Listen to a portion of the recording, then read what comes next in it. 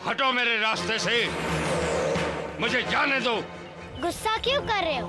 अगर आप नीचे देखकर चलते तो आपको मेरी बाली नजर आ जाती, लेकिन आप तो आकाश की तरफ देखकर चलते हैं, कभी नीचे देखने का नाम ही नहीं लेते। घमंडी लोगों की तरह। मेरी माँ कहती है कि इंसान को हमेशा विनम्र होना चाहिए। अगर विनम्र नहीं हो तो वो जितना भी बड़ा ज्ञानी हो वो अज्ञानी ही रहता है, और जो गर्दन झुकती नहीं है उसे काट दिया जाता है। बच्ची! और मेरी माँ ये भी कहती है कि बच्चों में भगवान होता है। तो क्या आप भगवान पर क्रोध करेंगे स्वामी जी? स्वामी जी, जो साईं बाबा की भक्ति करते हैं उन्हें किसी का डर नहीं होता। हम साईं बाबा का आशीर्वाद लेने ही शिरडी जा रहे हैं। अच्छा, तो तुम लोग शिरडी तक मेरा पीछा करोगे या फिर मेरे आने की सूचना देकर साईं बाबा को सावधान करने जा रहे हो? मैं द्वारिका माई से कहीं नहीं जाता, लेकिन मुझे 7 समुंदर पार घटने वाली घटनाओं का भी ज्ञान होता है।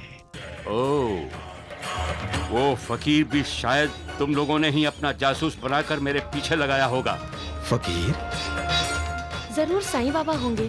शिरडी यहाँ से 1 कोस भर है। लेकिन स्वामी जी, जब तक मन में श्रद्धा और विश्वास नहीं होगा तब तक शिरडी पहुंचकर भी साईं बाबा के दर्शन नहीं होंगे।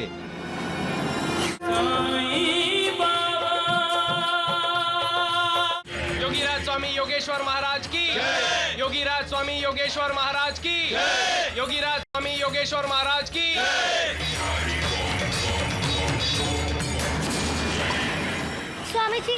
स्वामी जी मेरी मदद कीजिए। मेरी एक कान की बाली गुम हो गई है, कृपया से ढूंढ दीजिए, नहीं तो मेरी माँ मुझे बहुत मारेगी। देखते क्या हो, इस बच्ची की बाली शीघ्र ढूंढो। शिरडी पहुंचने में हमें देर नहीं होनी चाहिए।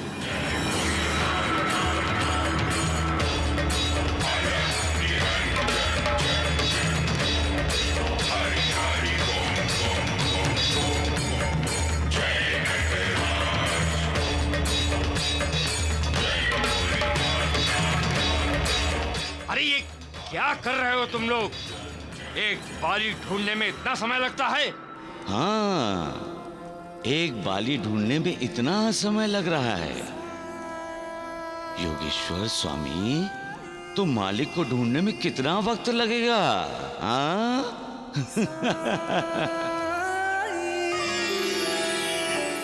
मिल गई।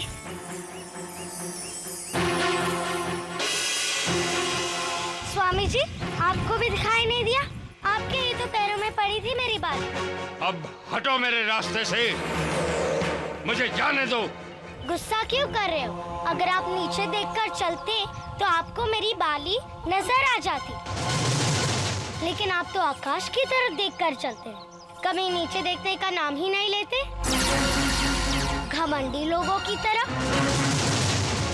मेरी माँ कहती है कि इंसान को हमेशा विनम्र होना चाहिए। अगर विनम्र नहीं हो तो वो जितना भी बड़ा ज्ञानी हो वो अज्ञानी ही रहता है, और जो गर्दन झुकती नहीं है उसे काट दिया जाता है। बच्ची! और मेरी माँ ये भी कहती है कि बच्चों में भगवान होता है। तो क्या आप भगवान पर क्रोध करेंगे स्वामी जी?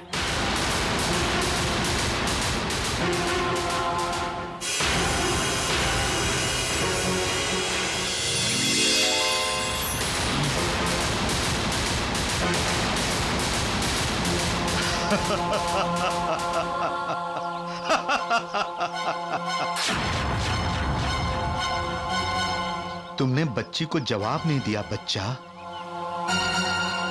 क्या तुम भगवान पर क्रोध करोगे? तुम यहाँ कैसे? मैं तो हर जगह हर दिशा में हूँ। अपने भक्तों की सहायता के लिए और अहंकारियों के अहंकार का दमन करने के लिए मैं कहीं भी पहुंच जाता हूँ।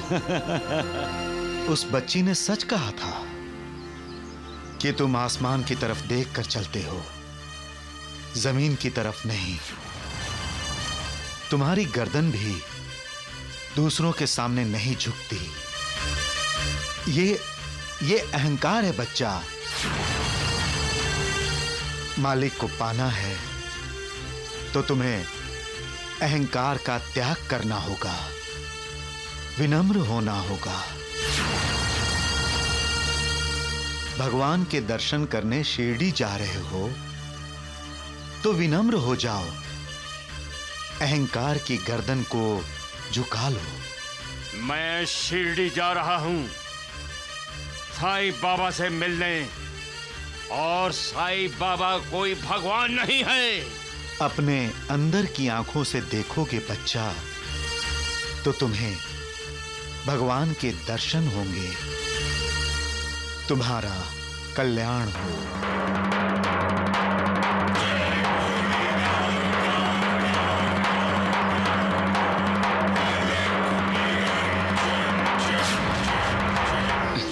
सबका मालिक एक। रुको रुको रुको रुको, अरे ये तो स्वामी जी आओ।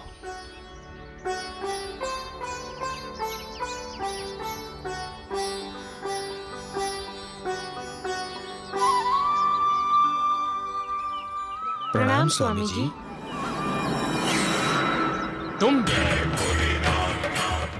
तुम मेरा पीछा नहीं छोड़ोगे? हम तो सिर्फ आपका आशीर्वाद चाहते हैं। हमारी बच्ची की प्रसूति अच्छे से हो। क्यों? मेरा आशीर्वाद क्यों? अपने साईं बाबा का आशीर्वाद क्यों नहीं लेते? अच्छा अच्छा, मन में भय होगा कि कहीं उस ढोंगी साईं बाबा का आशीर्वाद झूठा ना पड़ जाए। स्वामी जी, जो साईं बाबा की भक्ति करते हैं उन्हें किसी का डर नहीं होता। हम साईं बाबा का आशीर्वाद लेने ही शिरडी जा रहे हैं। अच्छा, तो तुम लोग शिरडी तक मेरा पीछा करोगे या फिर मेरे आने की सूचना देकर साईं बाबा को सावधान करने जा रहे हो? मैं द्वारिका माई से कहीं नहीं जाता, लेकिन मुझे 7 समुंदर पार घटने वाली घटनाओं का भी ज्ञान होता है। ओह, वो फकीर भी शायद तुम लोगों ने ही अपना जासूस बनाकर मेरे पीछे लगाया होगा। फकीर? जरूर साईं बाबा होंगे।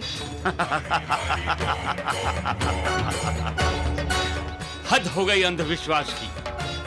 अगर साईं बाबा शिरडी में है तो यहाँ कैसे होगा? अब तुम कहोगे कि इन गाय भैंसों में साईं बाबा है, इस पेड़ में साईं बाबा है, इस पेड़ में।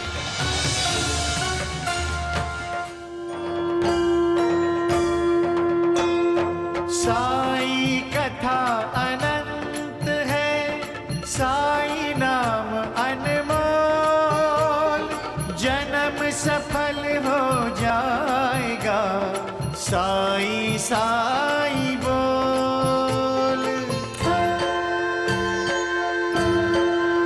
साई राम साई श्याम, दुख भंजन तेरु नाम।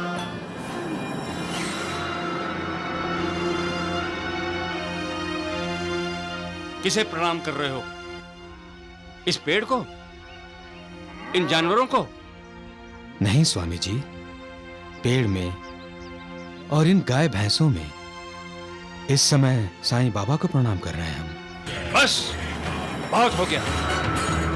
भगवान से भी ऊंचा दर्जा दे दिया तुमने उस साईं बाबा को। जाओ और साईं बाबा से कह दो कि भगवान योगेश्वर शिरडी आ रहे हैं। सबके सामने उसके ढोंग का, उसके पाखंड का फंडा फोड़ने के लिए।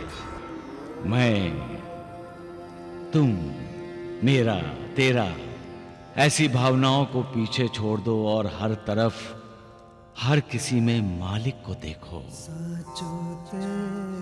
उसका साक्षात्कार करो।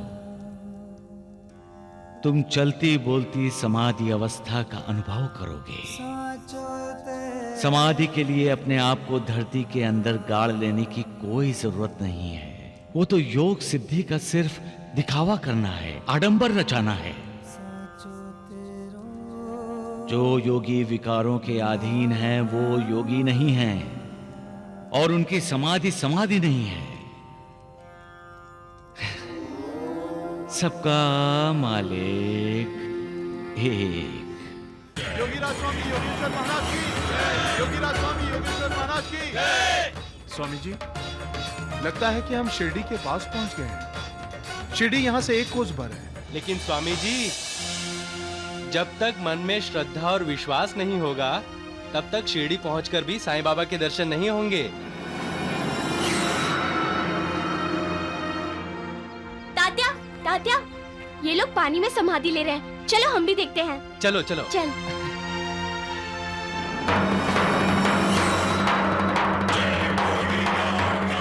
पानी के अंदर समाधि?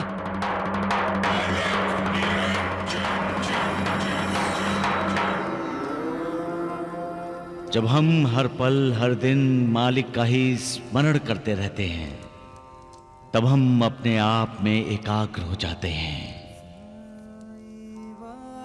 कोई भी मोह, कैसी भी माया हमें विचलित नहीं करती।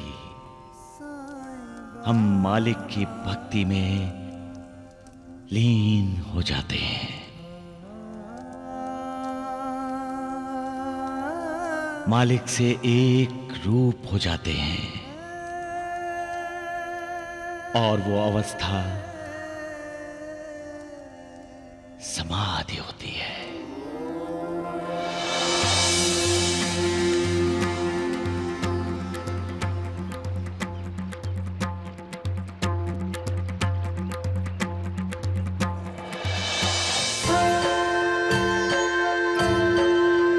सुख धाम धन धाम साई राम साई श्याम, गुण धाम यश धाम साई राम साई श्याम। ओ भक्त वत्सल दीन बंधु बाबा तुझे प्रणाम। साई बाबा तुझे प्रणाम। साई बाबा तुझे प्रणाम।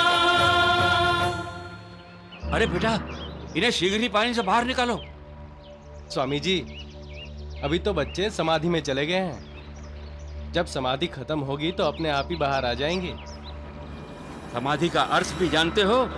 विकारों के अधीन होने वाला मन जब सद्गुरु की कृपा और आशीर्वाद से निर्विकार होता है और विवेक वैराग्य के कारण विरक्त होता है, तब इंसान को हर तरफ, हर जगह, हर किसी में मालिक का दर्शन होता है। यही तो समाधि है। समाधि लेने के लिए योग साधना की आवश्यकता होती है बेटा। और अगर तुम यूं ही दर्शक बने खड़े रहे तो पानी के नीचे ये सब बच्चे मर जाएंगे। स्वामी जी, हम सिर्फ एक ही साधना करते हैं और वो है भक्ति साधना। हम साईं बाबा की भक्ति करते हैं जो किसी भी साधना से श्रेष्ठ है। साई कथा अनंत है, साई नाम अनमोल, जन्म सफल हो जाएगा साई साई बोल। सुख धाम धन धाम। इतनी देर की समाधि? स्वामी जी तो डर गए थे। डरना क्या है तात्या, पानी के अंदर वहाँ साईं बाबा बैठे थे और साईं बाबा साथ हो तो क्या डरना। प्रणाम बाबा।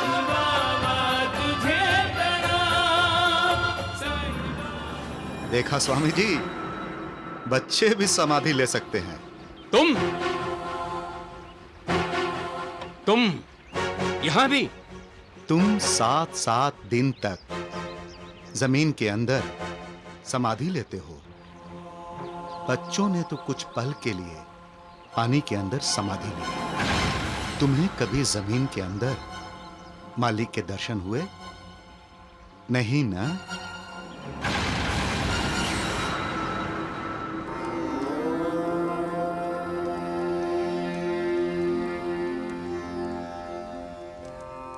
मालिक के दर्शन करना और मालिक को याद करना, यही तो इंसान की जिंदगी का मकसद होता है महालसापति।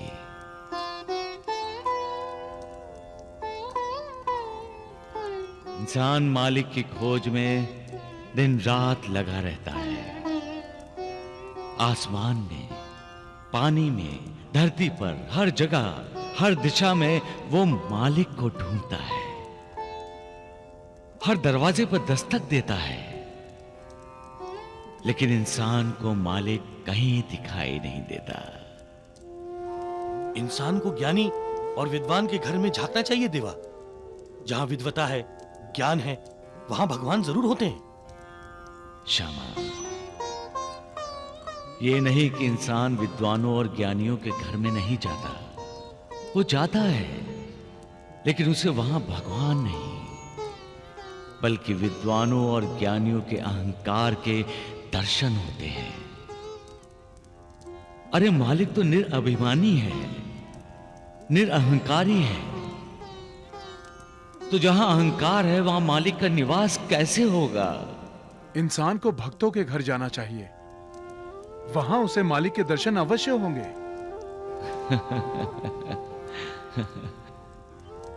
इंसान भक्तों के घर भी गया, पुजारियों के घर भी गया। वहां उसने देखा बहस चल रही थी। हर कोई मालिक के अलग अलग साकार रूपों का भक्त था। हर कोई कह रहा था कि वो जिस रूप की भक्ति करता है वही मालिक का रूप है, वही मालिक है। भक्तों ने मालिक को बांट लिया है। अरे मालिक तो निर्विकार है और उसके भक्त विकारों के अधीन हो गए। सबका मालिक एक।